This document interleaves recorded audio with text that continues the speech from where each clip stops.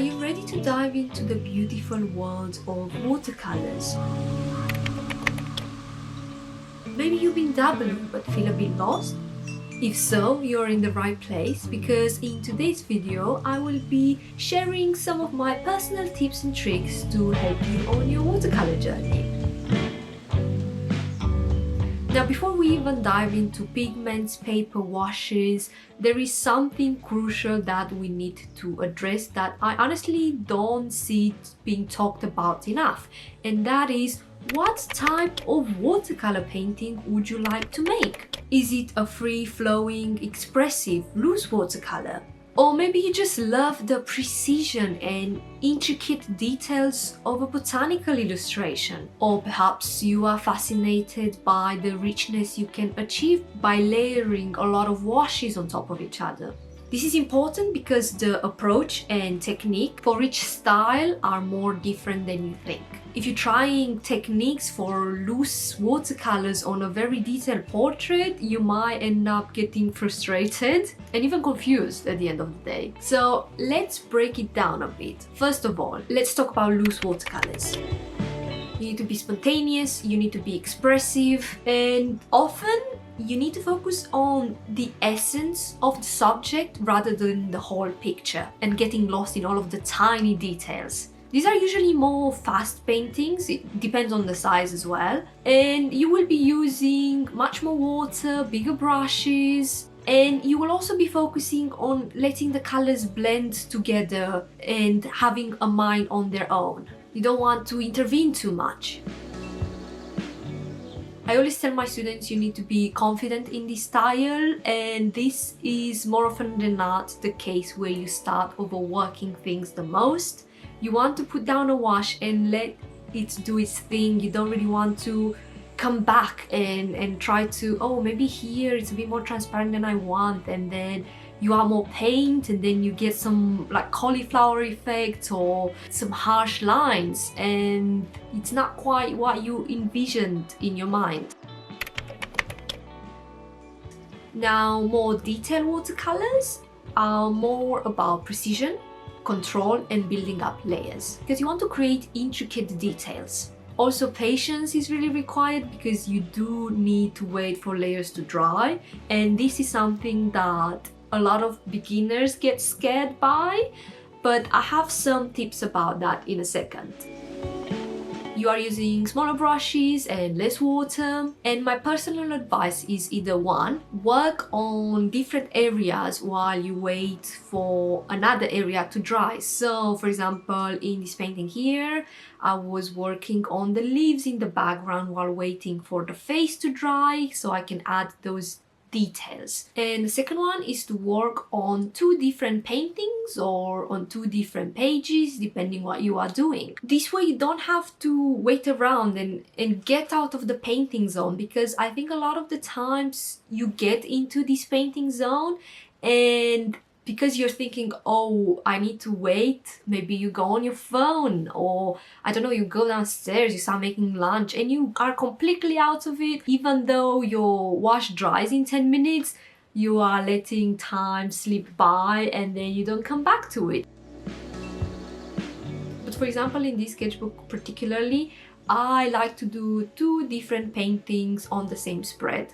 So I would start putting the first layer on the first page, and then again doing the first layer on the second page. Then while that's drying, my first layer is already finished on the first painting, I can go with a bit more details and keep going between the two, and that way I'm staying in the zone, and also I feel a bit more proud of myself, because when I'll be finished with not one painting but two of them, so it boosts my productivity at the same time. So take a moment to really think about which style resonates the most with you. And also, don't be afraid to experiment. You just need to try different approaches and just see what clicks for you. Now that you've actually decided on the style, we can dive into actual tips when it comes to painting that work for both styles. And the first thing is that you need to invest in good quality paper. You might have heard this a million times, but I can't stress enough how important this is. It just makes such a huge difference, and you will instantly notice it once you find that perfect paper that works for you.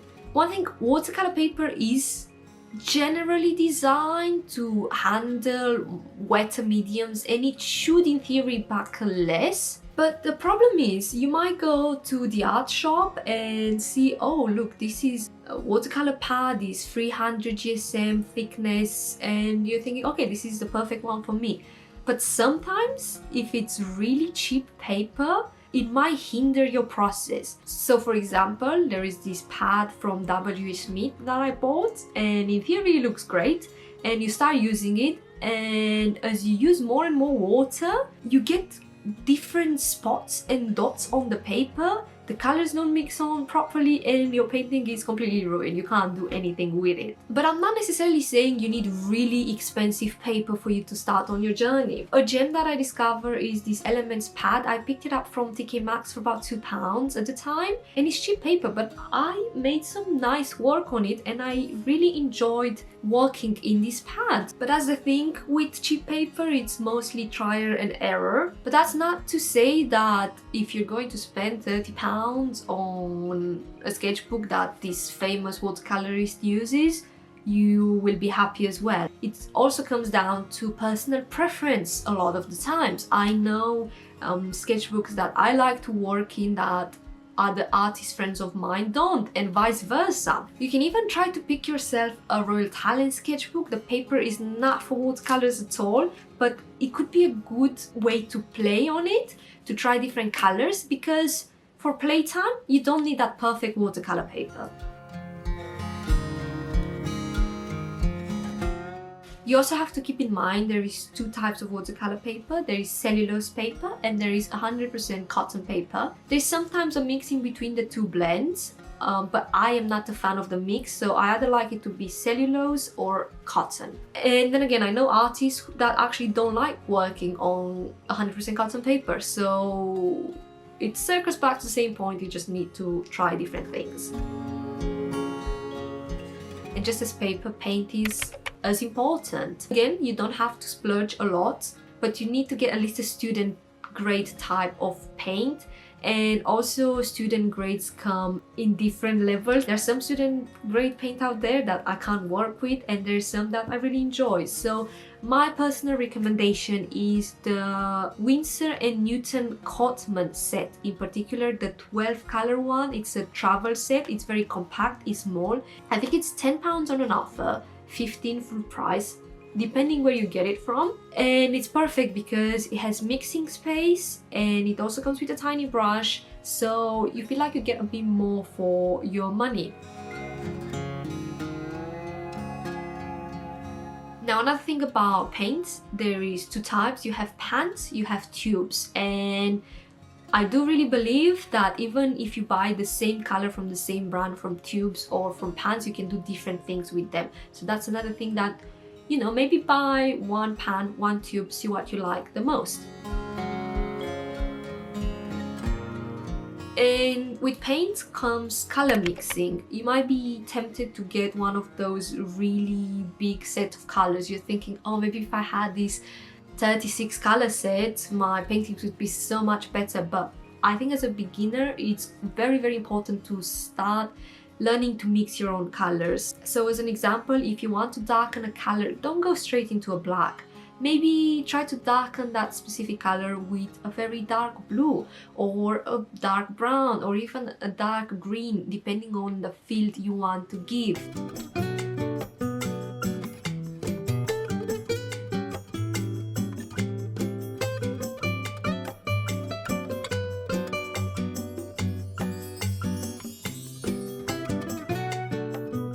As a recommendation, I would say on one of your sketchbooks or pieces of paper, make some studies, like maybe split your page into 10 squares or 8 squares, depending how big your piece of paper is, and try to blend different colors. Or maybe don't even blend them on your palette, just put one purple color and then one green color in the opposite way and try to blend them together, see what happens. And that way you will start seeing what happens when the colors combine, what tones, what shades you can achieve, and this would massively help you out and also elevate your watercolor game, and you would find out what colors muddy certain colors and what brighten certain colors, what dull certain colors.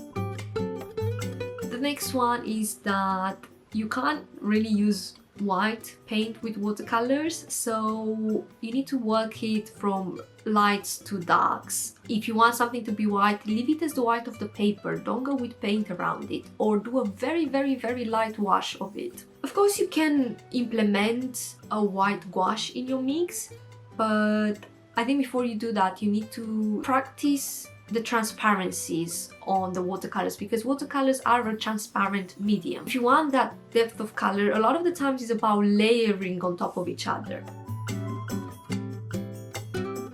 And without saying, it's also technique. So you need to master the wet on wet technique, wet on dry, dry brushing. Watch some tutorials, because watercolor, in my opinion, is quite a versatile medium. You can do so many different things with it, but you just need to know what to do to achieve certain things.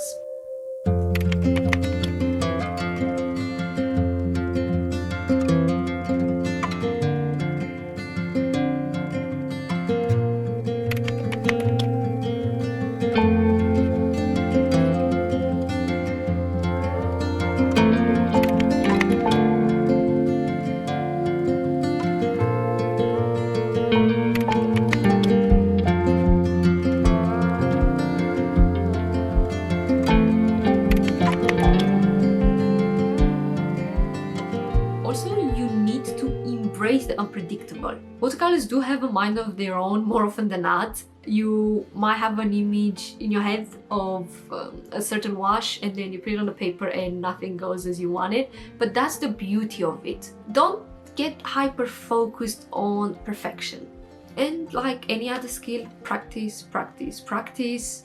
I can't say I want to start learning guitar and I pick it up once a month, I will never improve. It's the same case here. And you have to remember, the most important thing is for you to have fun, to experiment, to try new things. Honestly, don't be afraid of making mistakes. Buy a cheap watercolor pad or even a mixed media sketchbook and do a lot of experimentation there. And when you feel like you're ready, that's when you take your slightly nicer paper and try different things there. Don't expect to know if something is going to work until you're doing it.